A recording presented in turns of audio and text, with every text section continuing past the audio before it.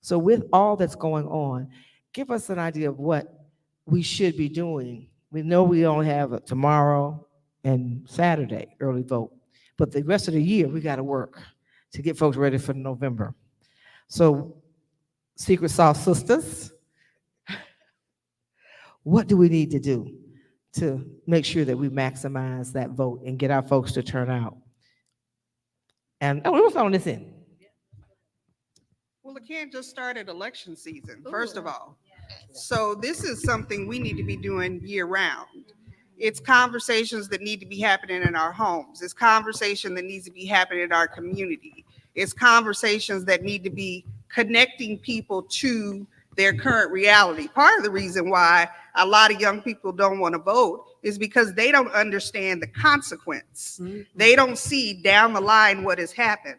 So, for example, we had an election, a school board election here locally, and everybody was asleep. And now we see what happens, right? And so we've got to make that connection with our young people that when you decide not to vote, you're actually supporting the current reality, right? So we know, I know we're not supposed to be political or partisan.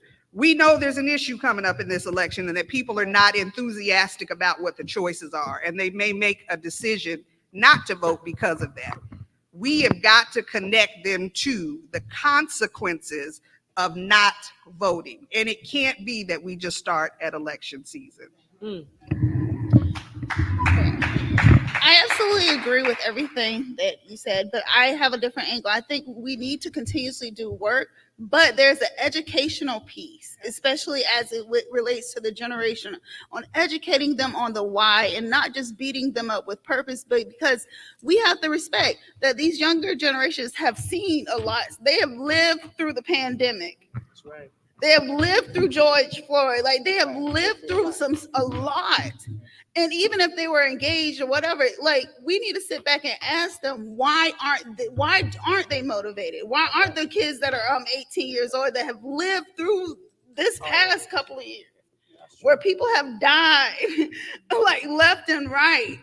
We need to ask them, but we need to talk to them and meet them on their level first. And that has to be constantly done, and not just come in 2-3 days later or a month out from the election, but constantly having those dialogues in those communities with different stakeholders. And again, I'm gonna use the word stakeholders, but that just means that could be anybody. That could be a community leader, a coach, or whomever, and educating on them. And the other thing, the educational piece, not just about voting and our history, but what different levels do, right? Because I've worked on the presidential election, so we have people that come with big ideas of what should happen during the presidential election, but the issue might be school board. So then they go vote for they went and vote for Biden, years ago, but they're mad about an issue in their school board. It's education and meeting people where they are, because some people might not be. It's not romantic like we as Democrats or as people, Black people. We have romanticized our leaders, and make emotional decisions, but we need to kind of meet the next generation if we're going to move forward, because if not, it's going to be kind of sad.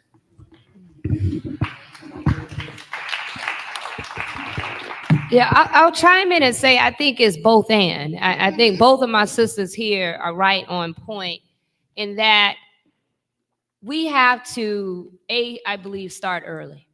And it has to be continuous. Our folks cannot just see and hear us 5 days before the election, a month before the election. It has to be continuous. And it also has to just be local. I think we have to get out of the mindset that we have to be the president of an organization or a leader of something to talk to people. Actually, you can lead right in your home. You start right in your home at your kitchen table to, just as Jessica outlined, listen and not be so quick to be dismissive of those who have questions and or concerns. Because as I heard it put by another sister, the rightfully critical. How do we embrace those? Listen to what it is, their lived experience. And as my other sister said, remind every one of the consequences when we don't vote. Because sometimes the mass confusion and the depression of the vote is meant to keep us from voting because of the consequences, or to someone else, the advantage of what happens when we don't vote.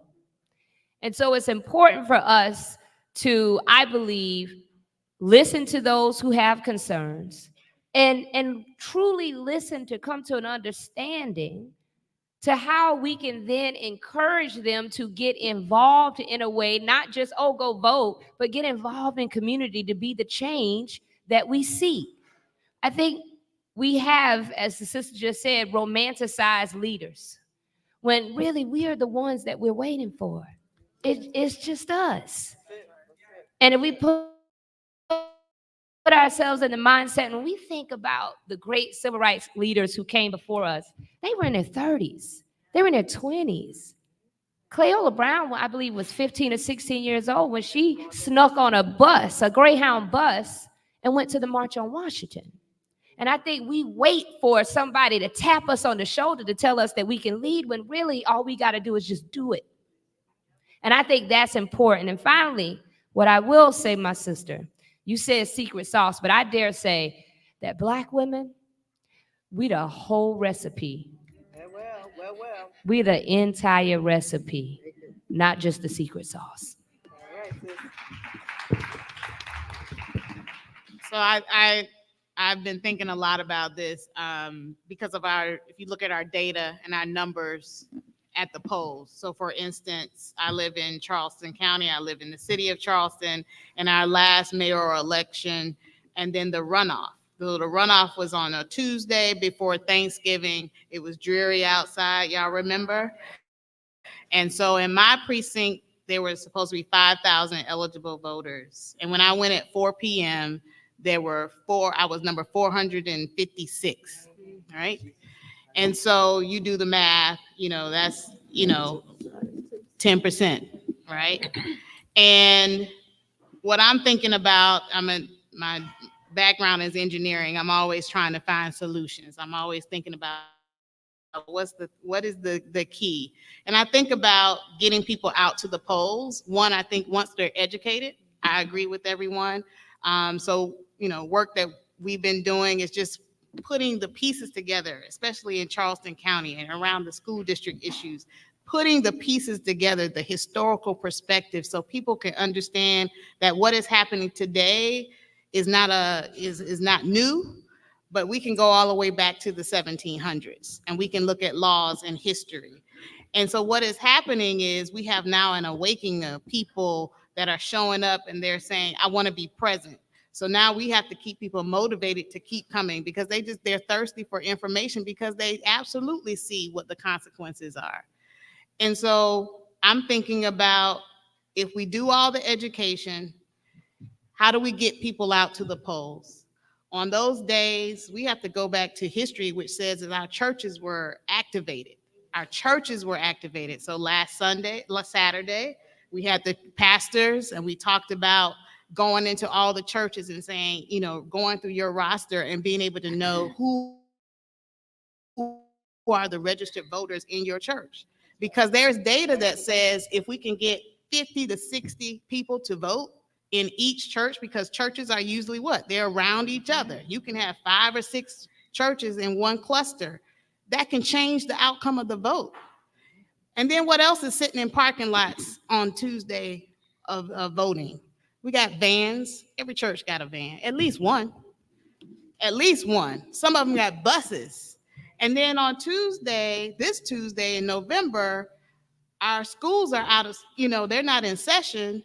So you got buses that are going to be sitting.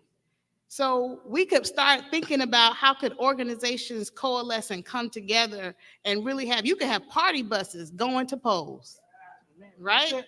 And we can make it like, this is the thing you want to do. Oh, I don't have to drive. I can take the party bus to the so I can take the party bus to the vote. How do we get our people activated again and excited about being a part of the change? I'm just excited about what can be the possibilities. Can you give us our first panel of sisters, is what I call it? First panel, a round of applause. Thank you all so very much. Ladies, thank you. Bring up our sister Trudy Lucas. We have a couple of folks that are going to bring greetings, and then the second panel, y'all get ready, get ready. We're going to call on you, and then we're going to open it up and come and have a conversation with you all that aren't on the panel. And when we do that, we're going to let folks to start, once they tell us it's a go, start bringing food. So Trudy and then Christina is going to be a part of the group to bring greetings. Thank you so very much. Thank you, panelists. That was amazing.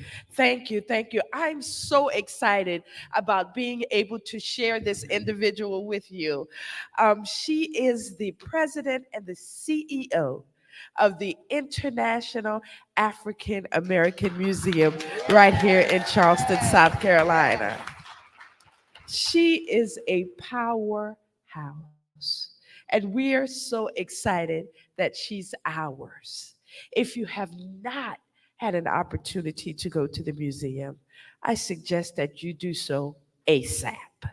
Ladies and gentlemen, Dr. Tanya Matthews.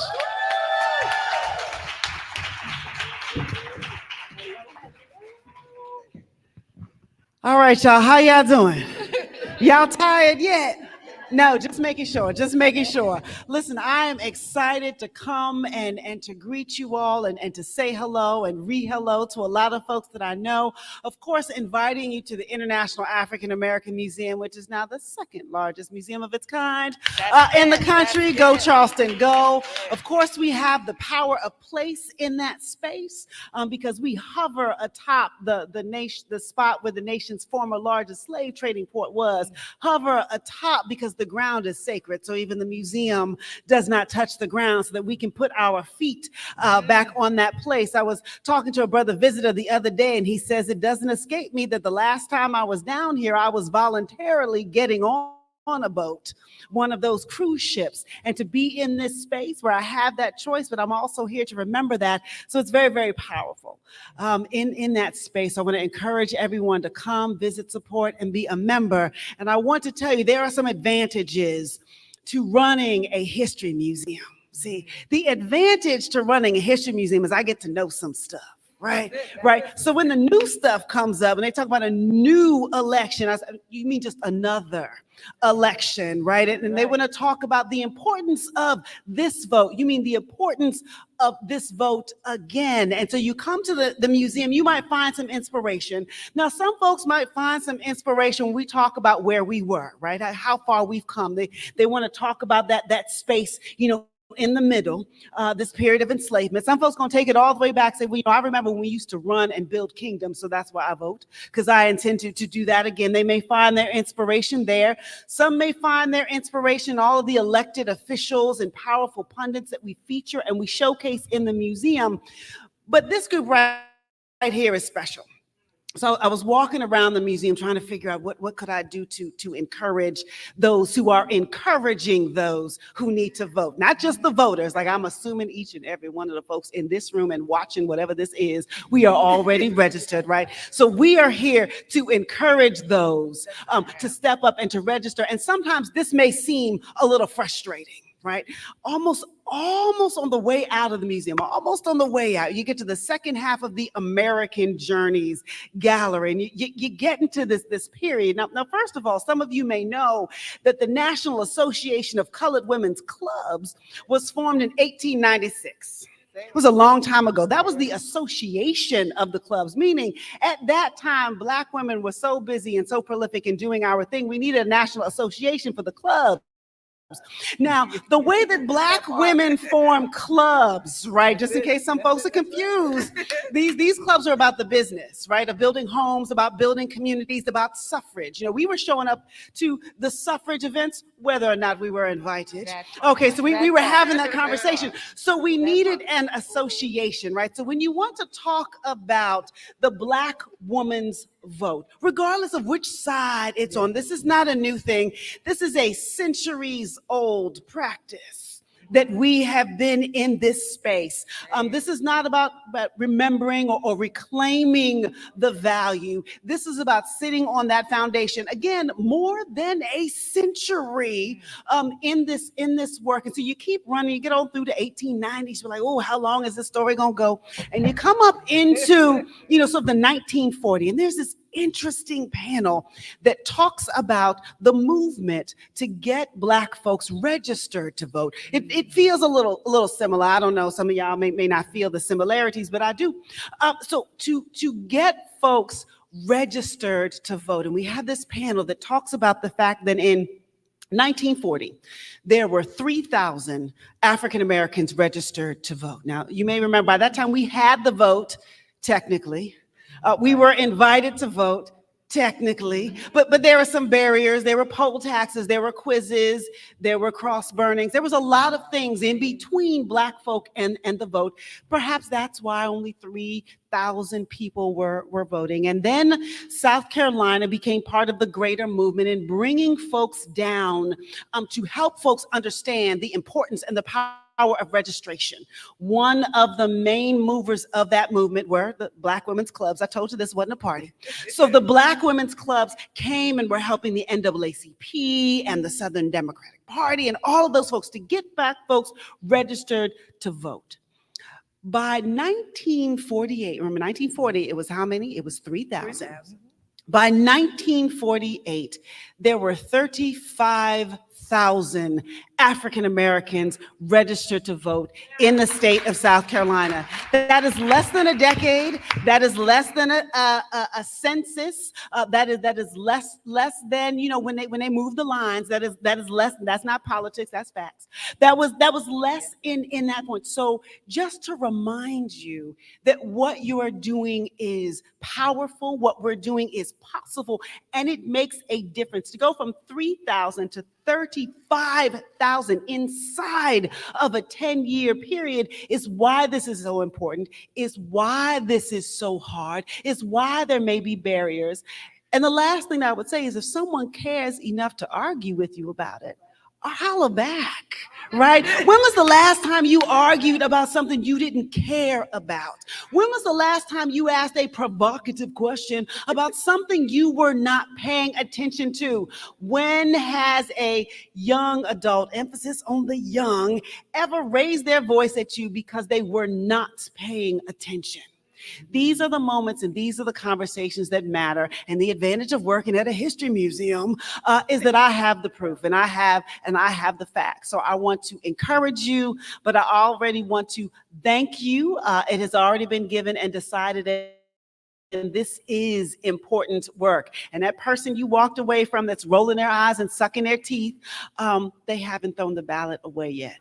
And they will be there. And if that doesn't work, I really like that party bus idea. Holla. Thank you.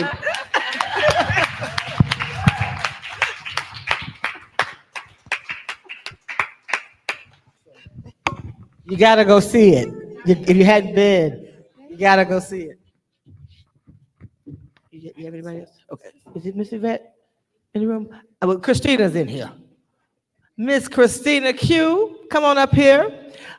She is our newly minted convener to establish the Black Women's Roundtable in the state of South Carolina.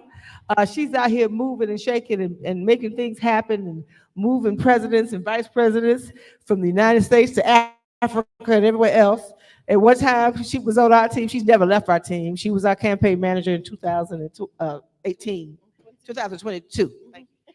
So I know you got to hit the road. So bring us some grievances. Good evening, ladies and gentlemen. We are so honored to be here before you today. Thank you so much to our fearless convener, Melanie Campbell, and Ms. Trudy Lucas. We're in her hometown, and I am Christina Q from the great city of Aiken, South Carolina, and I am so excited to be here before you. This out of all the events on our schedule, this is one of my most favorite events that we were organizing and putting together. And so in my 15 jobs that I have at one time, I'm trying to multitask and be in two places at once right now.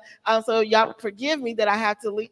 right after this, because the vice president is coming to South Carolina tomorrow, and she'll be in Orangeburg, South Carolina. So, we do all things to support all the Black women and the amazing Black women doing amazing things. So that's really what my motto is in my job. So I really love the work that I do. And so I'm just grateful for the opportunity to stand before you as a new convener of the South Carolina Roundtable. A lot of you all have been to Black Women Roundtables events in DC and seen nationally the work that Melanie and all the other conveners in all the other 13 states have been doing. And now South Carolina gets the opportunity to be one of those states. And so I'm so excited, and I look forward to working with everyone that's in this room. And I look forward to us branching out and reaching across the state to bring all the Black women in together. And so we can go to the retreat together. We're gonna do all the things that all the other conveners have been doing together. So thank y'all so much for being here.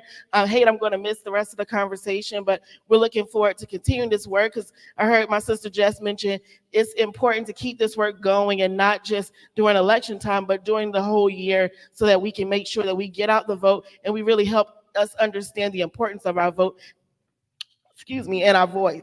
And so thank y'all all so much for being here, and I look forward to working with you all. Thank you. Thank you. And be safe on that road. Be safe on that. So we get a little wake up music. Wake up, wake up, wake up, wake up. Let's get wake up music. Yes, ma'am. Yes, ma'am. Always. But Clay, you know what I want to do? Take a moment to pause for our brother Joe Madison, because it's out. Anybody heard of the Black Eagle? Joe Madison passed away, and it's all over. It's out now, so I wasn't gonna say anything. So I do want us to just pause for brother Joe Madison, the Black Eagle.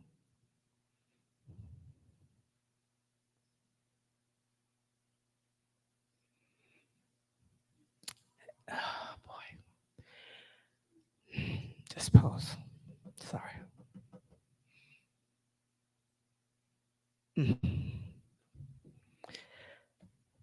Hold on.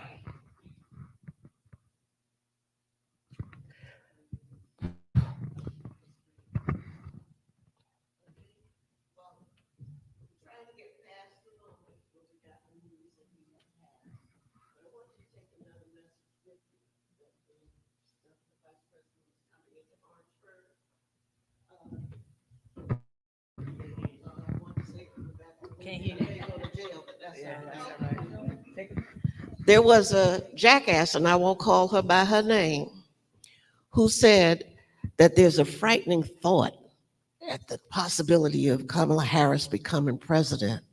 Y'all know who I'm talking about? I don't have to call her name, right? She said it on national television. Just let the vice president know that there are sisters that are rejoicing every minute. We will grease up at any moment.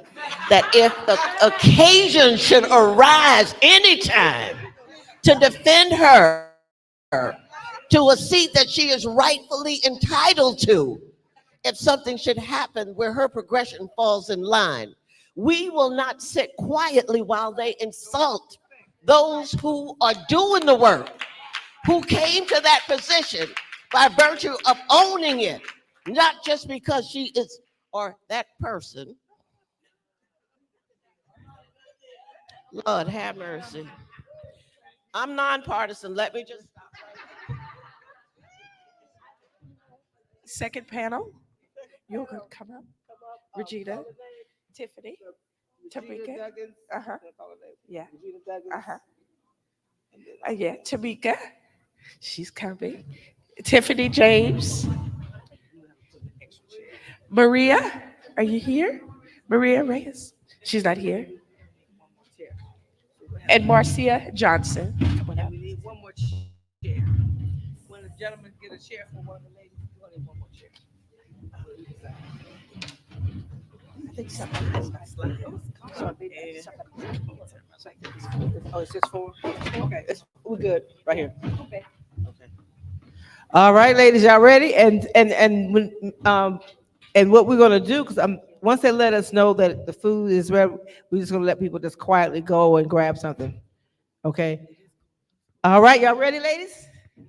Y'all ready? Well, I'm gonna ask you that first question, okay, that I asked the first panel. And then what does the power of the ballot mean to you? I'm going to twist it a little bit. What are the one or two things that you think are on the ballot? We've got a whole ballot thing. I wonder what a ballot is. We list all the issues of concern. So what does the power of the ballot mean to you? Give us one or two things that you think are on the ballot. I say voting rights are on the ballot. Start there. Well, good evening. My name is Mika Gadsden. I'm an organizer here.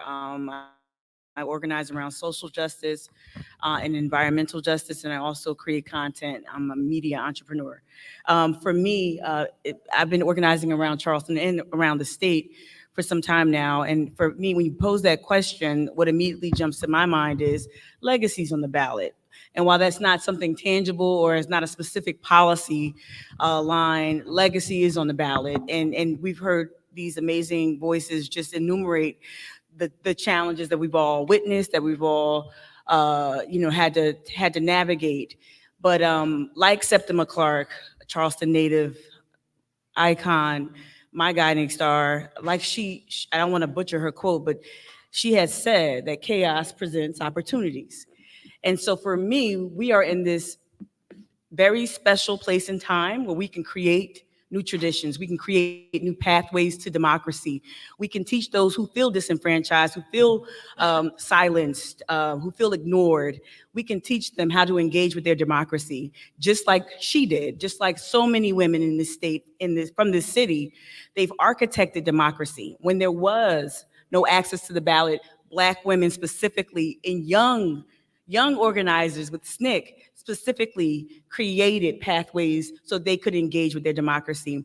I think we are poised to do just that for this moment.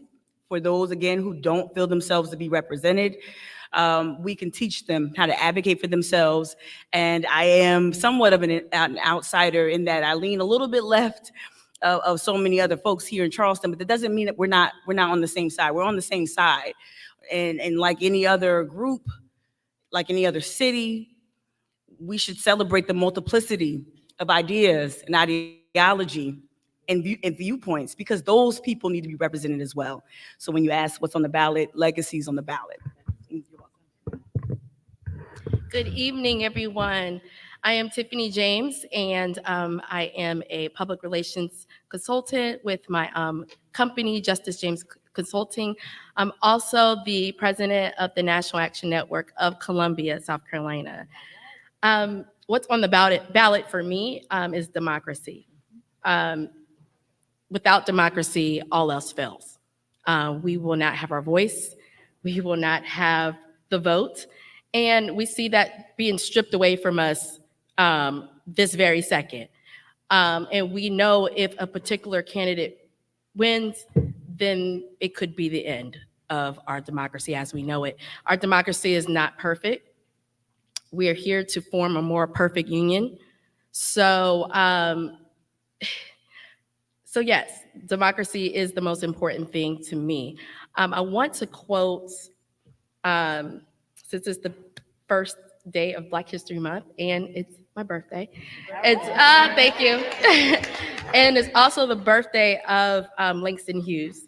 In one of his poems, he said, "Let America be America again, the land that hasn't been yet, but yet must be." Right? That but yet must be, like I sit with that almost every day. Our country cannot be if we lose our democracy, right? If we lose our choice, if we lose our voice, if we lose our vote. And so democracy to me is the most important thing, as well as community. We have to move beyond our individualistic ways and focus on each other. And we are in a fragmented world. And as long as we stay in our own little bubbles, our democracy can collapse right before our eyes. And I believe that's what we're seeing right now. But we have a chance to save it this November. Marcia, Marcia, also, I know you have materials. This is when I wanted to put them out. So if we have those materials from Lawyers Committee, guys, we want to put that information out. Make sure you answer that question, but also tell them what to do to protect our vote. Good evening, everyone. It's great to be with you here this evening. Very excited to have this conversation. Thank you, Melanie, the coalition builder, for inviting me to be a part of this. When I heard the question, the first thing that popped into my mind is everything, right? Everything we care about, all the issues we care about that govern our lives, the way we live, autonomy over our bodies, our education, work, and more importantly, as a voting rights lawyer, for me, the courts are on the ballot. Right now, we see the courts, starting with the Supreme Court, that is shredding, picking away at the iconic Voting Rights Act of 1965. And the Voting Rights Act of 1965 is the legislation that made America a true democracy.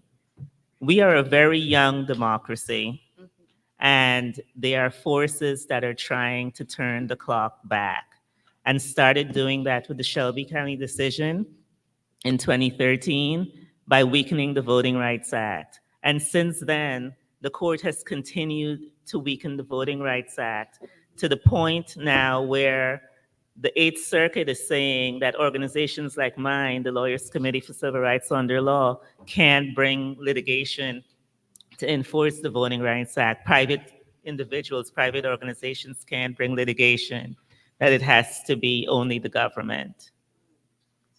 And this is a pattern we're seeing. And when we think about the justices on the Supreme Court, the federal judges, how do they get there?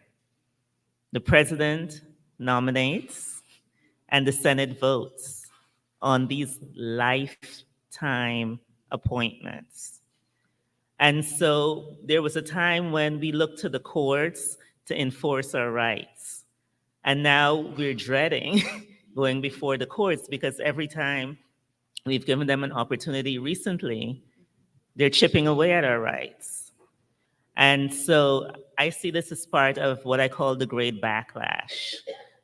It's part of history, right? Whenever we succeed and we're moving forward, there's always been a backlash.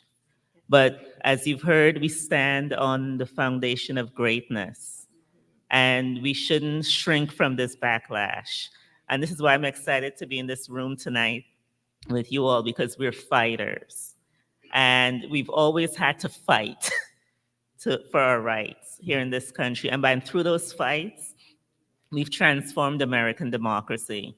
And this is just a moment for us to do that all over again. And I say together, we can win that fight. So at the Lawyers Committee, we convene the Election Protection Program. 866 Our Vote is the hotline. That's a resource for you. Please share it with anyone you're talking to about the elections. Let them know that they're trained attorneys who are there to help them answer any questions about voting. Because it's about the issues, but it's also about being able to cast a ballot that will count. And that's what we're here to help with. Thank you.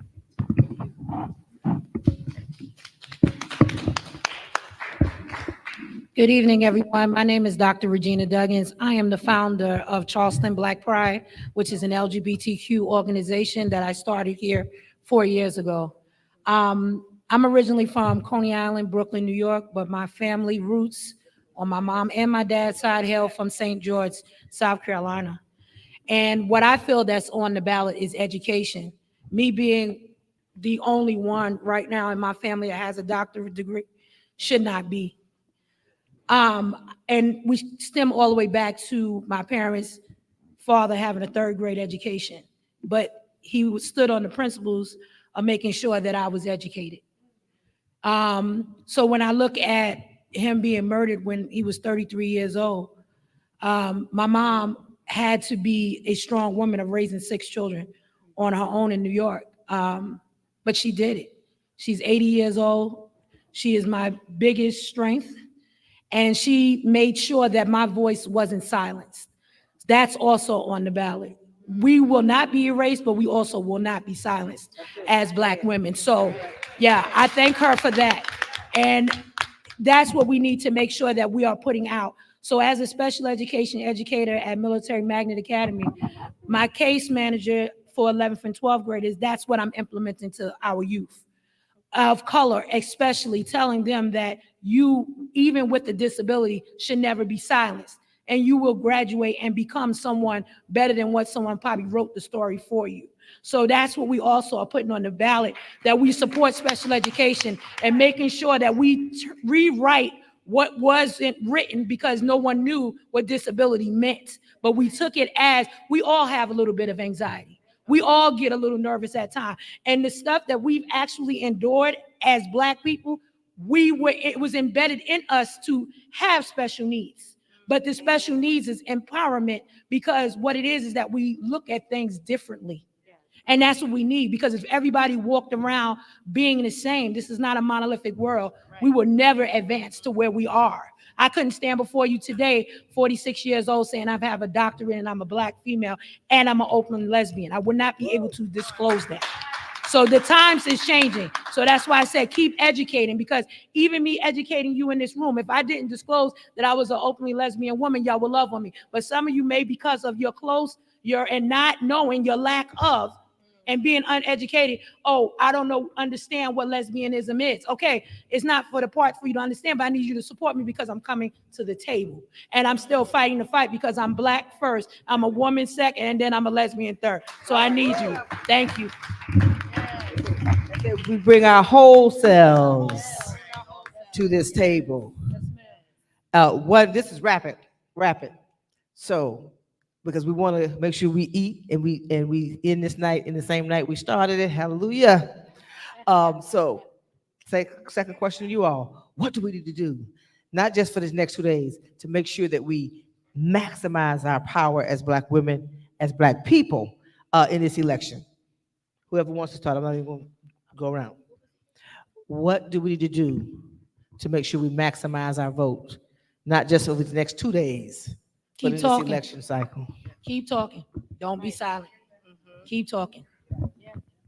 I agree. We need to continue engaging. You know, the elections are an opportunity for us to talk about our democracy, but it shouldn't be the only time that we're talking about our democracy. It shouldn't be the only time we're engaging. And I really like what was said about engaging young people, because I learn a lot from young people, and they have the power to be transformational because they don't sit with the things we just accept, and which I love about them. So let's just keep talking to young people, learning from each other, and engaging each other throughout the year, not just around election time. So, okay. I will say, keep people engaged. Is that the question? How do we maximize that vote? I believe we maximize it by caring for each other. We don't know each other. So when we come together and say, hey, we need to get people to get on the bus, we need to get people to do this, we need to get people to vote, and we're shaming people for not voting, it's just like, but we don't know each other. We don't know each other. We don't know each other's needs. We can walk down the street and not know that somebody's rent is due and they may be out of that house the next day, right? We could be sitting next to somebody and not know that our sister or our brother has a need. And I think it's because we were taught to be like, pull up our own, superwoman, and to pull up our own bootstraps, and every man, every woman for themselves. And that's not the type of people we are. We come from Africa, the motherland, right? And the type of people we are people who is community-based, who care for each other, who provides for each one of us, not just for our single family household, but we look out for each other. So I think it's so important to build like care infrastructures in our community so we know each other, we love each other, we care for each other. So when I say, you know what, we need to go vote because so-and-so needs this or so-and-so needs that. And then they're like, okay, well, let's go do it. We don't have to we don't have to force them to do anything. Everybody is already on board because everybody is already connected. And that's how we were during the civil rights times. That's how we were. But we were forced to be together then. We were forced to be together. So what would it look like if we choose to be together now in 2024 and beyond? We maximize our vote. To me, we're only as strong as those we bring with us. And it's something that was already echoed with the previous panel. But I want to ask a rhetorical question. What does Cleveland Sellers, Stokely Carmichael, and John Lewis, what do they all have in common? There you go. You said SNCC. They were student activists, right? There was a place for them, right? So when within the movement work, whatever that movement work with is, whether it's block by block, whether it's church by church, we need to create space. If we're looking around and we don't see young folk engaged, that means we have not created a space for them, right? And so we need to do that. We need to follow the steps again. I'm going to say their names again. Ella Baker. I'm going to say Septima Clark again. These are the women that actually taught these young men and women. Got to remember Diane Nash, a number of Black young organizers. And so for me, we maximize our vote because we create spaces for people who are not engaged. And we ask them why they aren't engaged. But not just that, we start advocating for things that they care about. If they want more outdoor space, more green spaces, if they want cleaner water, we need to make sure that is on the ballot. So they see themselves on the ballot. That's the incentive. So if they don't see themselves in the organizing, if they don't see themselves on the ballot, they won't show up. So we have to create that space for those people. Thank you all. Thank you for our second panel. Thank you all, ladies, so very much. Trudy, we have someone going to bless the food, and we have our sister leader, Kara Tarantine, is going to come up here and talk about, give us some information about the rest of the tour. And then, but we hope that you can hang with us for a little while longer because what did she say? We need to be together. So I like to be together around food. I don't know about anybody else. and ILA, Miss Yvette, them have where's the place the food comes from, Crayola? Bertha's, right? So I'm about to get some Bertha's food, right? And so we hope you stay because we're not done. We're gonna come off of this stage. We're gonna come down and ask you all what you think and what we need to be doing. So we're gonna have a roundtable conversation and I think we'll be out of here in 30 minutes. Is that okay? Okay. I'm going to ask my wonderful sister to come bless the food, Reverend Rosalind Daniels.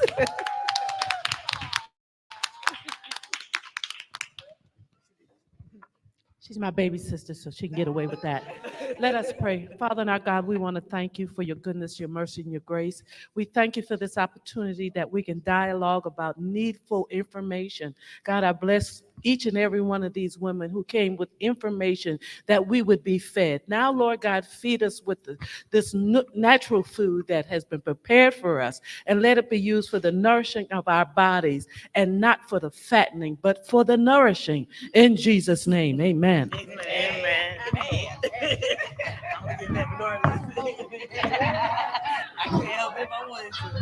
And so hold 1 second, just a couple of minutes. We want to bring on Kara Turntine to talk about the rest of the tour, and then we'll break to get the food. So Kara, come on up. Give 2 minutes.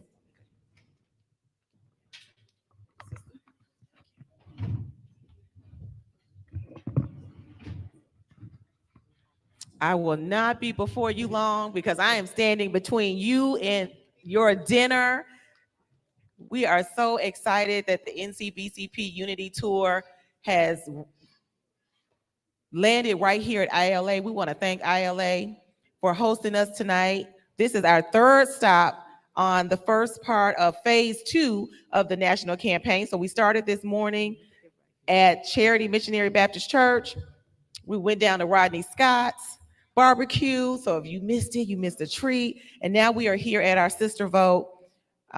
We will not be erased Townhall. And so this is the first day of our 3-day, 5-city tour across South Carolina. We invite you to join us tomorrow. We are headed to Columbia, where we will visit Benedict College at the David Swinton Campus Center for our Columbia HBCU early vote tour with our young people. We're going to be there at 11 a.m. And then we invite all of the brothers, all of you know a couple of brothers out in Columbia, to join us at our Black Men's Roundtable. We'll be doing this very same thing tomorrow night in Columbia with the Black men. Our GOTV gathering, the topic is Power of the Black Men's Vote 2024. We'll be at the House of Hawthorne, 6319 North Main Street, 7 p.m. We'll be joined by DJ Buddha Brown.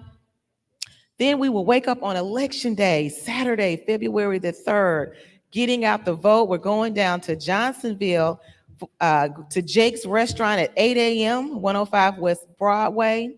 And then we will continue on to Florence for the Power of the Ballot GOT gathering with Mayor. Mike, With Mayor. no, They say, keep going, girl. We got to eat. We're going on down to Florence, and we're going to be hosted by Mayor Teresa Myers Irvin, the first Black woman mayor of Florence. She'll be down there at 10 a.m. with us at 702 West Sumter, right across from the Sumter Street grocery store. So join us there. And then we will continue on canvassing at the Big T parking lot at 1113 Oakland Avenue in Florence, South Carolina at 1130. And then we will close out and wrap our tour up in Santee at the Power of the Ballot Black Business GOTV gathering at the Rotunda Banquet Facility, 1550 Bass Street in Santee, South Carolina. We invite you to join us there at 1 p.m. So our tour will be, it's 3 days, 5 cities. We are excited that you are here with us tonight. And then when we finish our tour on Saturday, February 3rd, which is Election Day, the tour will continue across the nation, because we know after the election here in South Carolina, that will signal to Black folks all across the country what we're thinking about, what our issues are, what we care about, and it will impact the vote across the nation. So we will be traveling to several states, and this tour will continue on in Georgia and Michigan, Pennsylvania, Virginia, Florida, Ohio, Alabama, Louisiana, Maryland, and Mississippi. So we thank you for being a part of the phase 2 of this tour, and we look forward to seeing you across the nation. For those of you joining us online, visit us at NCBCP Facebook page to follow the tour virtually. Thank you. All right, thank you. So we're gonna move the rest of the program over here. Y'all can grab food and grab a table.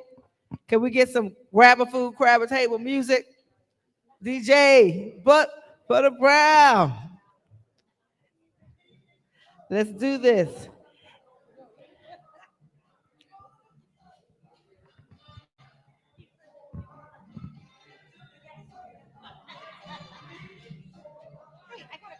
Yes.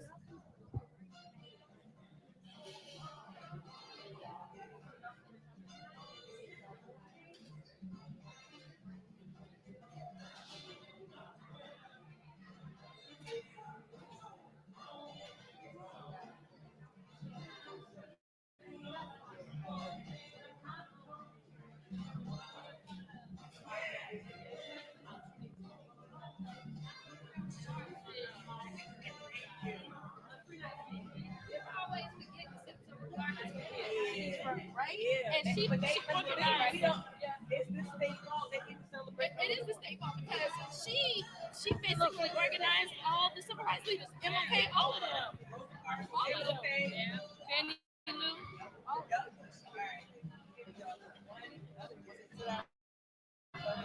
Okay.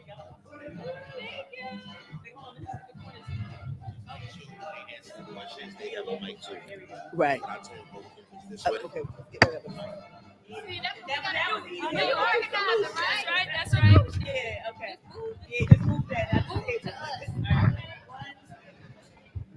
Test them. All right, who's not eating? Anybody not eating I can talk to? Let me know when you're ready.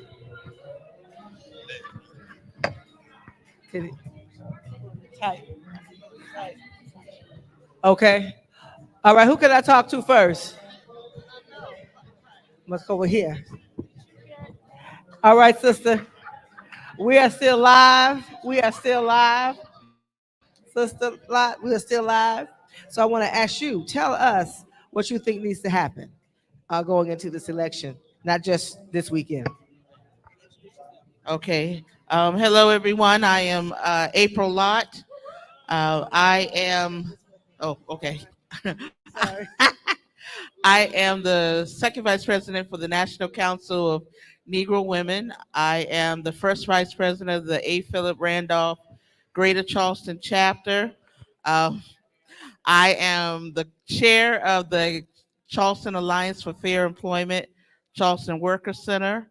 I am also president of the Charleston Central Labor Council. president of the American Federation of Government Employees, Local 3627. I am, I am the co-chair of the South Carolina Progressive Network, and I am a board member of the South Carolina AFL-CIO. I think that's it. But what needs to be done going forward is we need to make sure that the people understand that this is their right, that this is a right that has been fought for, that there have been tears shed, there's been sweat, and there was even bloodshed just for us to have this right. The right to go into a room, to stand in front of a ballot and make a decision for who's going to be on our school board, to make the decision of who's going to sit on our county councils and our city councils, who's going to represent us in the state legislature, who's going to represent us in the governor's house, and who is going to represent us as the president of the United States. We have that right, and we must exercise our right. We must not take it for granted, and we must use it, because the power lies within us. So that is what we need to do. We need to educate, we need to agitate, and we need to get these folks moving. Thank you. Thank you. Thank you. Okay, who's ready to tell me what you think? Is this sisters right here? I'm walking over here before she put her fork in her mouth. I'm not gonna get you while you're eating. Can I get you, sister, right here? Can I? Yes, ma'am. Tell us your name and tell us what you think we need to be doing and what this power of the ballot means. Okay. I am Annette Lott. I am that April Lott's mom. And I've enjoyed so much tonight for what I've heard about the voting. And it's so important. It's so important that I voted. I voted. I voted already. And we need our people to know the importance of this. It's very important to know that, like she said, people fought for us. They fought for us to be here to do exactly what we are doing right now. And we need to let everybody know, however means, whatever needs possible, whatever means possible, we need to get it done to have all of our people vote. That power, voice, power, that's what we need. All right? All right, thank you. Where's Miss Yvette? Thank you. Miss Yvette, I'm coming to you. You hadn't eaten yet. You're not eating yet. Come on over here. You're not getting away with not saying anything to us. So let's talk to us. Tell us what you think needs to happen. I'm gonna hold your plate. Okay. Hi, my name is Yvette Flowers. I'm the financial secretary for this great union, Local 1422, here in Charleston, South Carolina. We are so glad to have y'all in our House of Labor again. And we have so much to do. This election is a vital election. There's so much out. We just don't know what the agenda is of folks. We have to make sure that the people we elect is going to make sure that we protect our future as well as look out for the past, because the thing that bothers me the most about this election right now and what has happened with our reproduction rights. As a grandmother to 4 little girls, it bothers me that they have taken a right that they should have, that I had my whole life, away from them. And I don't want to see that. I want to see that fixed. I want to see that changed. I want to see that put back right. Because years ago, we didn't live in that time, slavery time. We weren't in that era. And to know that they're trying to tell us what to do with our bodies like they did back then, it is very scary to me that who knows if they can change that? Can they change something else? So we must come out and vote and make sure we support the right candidates. And, you know, I know what my right candidate is. I know y'all know.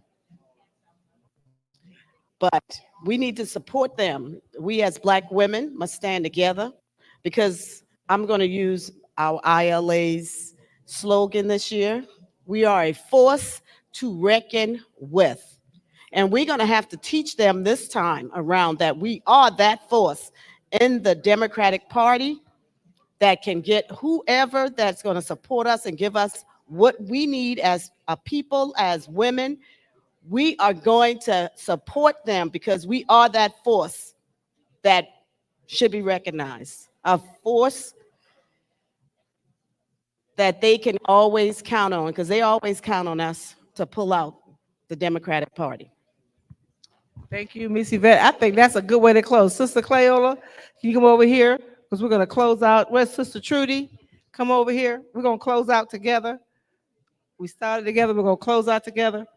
And I want to, as I'm waiting on my sisters to come up, I'm Melanie Campbell, and I am the head of the National Coalition on Black Civic Participation, convener Black Women's Roundtable. I want to thank Roland Martin, Unfiltered, for being our media partner once again, and thank all of the folks that are coming out. So we're going to ask our other lead partners to bring their closing remarks. Sister Trudy. And Cleola, we need you over here. Cleola. Hey, thank you so much again on behalf of the National Action Network, our founder and president, Reverend Al Sharpton, the Religious Affairs Department here in Charleston, South Carolina. I am so glad that they always make Charleston, my home, their stop-by place as we gather to get the power of the ballot. It is important that we make our way to the polls. It is important that we take everybody in our household to the polls. It is important that we encourage those that we know, those that we love, those our friends, our foes, our families, everybody, we encourage them to get to the polls. Again, on behalf of Charleston, South Carolina, we cannot thank you enough for being with us and encouraging our women, our Black women, to get to the polls. God bless you. Amen. Stay with me, Trudy. I hope that you all heard some of the words that were said tonight if you didn't hear all of them. The most important thing that God said was you must do your part.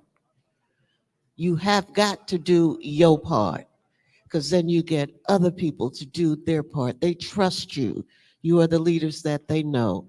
And as long as I've got these two sisters, one on each side, that's pushing me, I'm going to do my part too. That means I'm going to push you to do yours. Charleston, South Carolina, first place where they forced us to come into. Last time they're going to force us to do anything is when we stand up and demand that right, that we are entitled to the same rights as any other person in this country.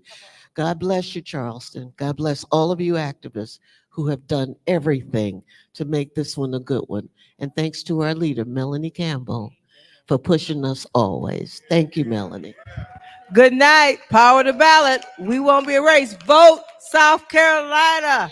Tomorrow, last early vote day. Joe Taker, Edie, right? Last day, the early vote is tomorrow. And you have Saturday to vote. Get out there. Own your power. Vote South Carolina first in the nation. Good night.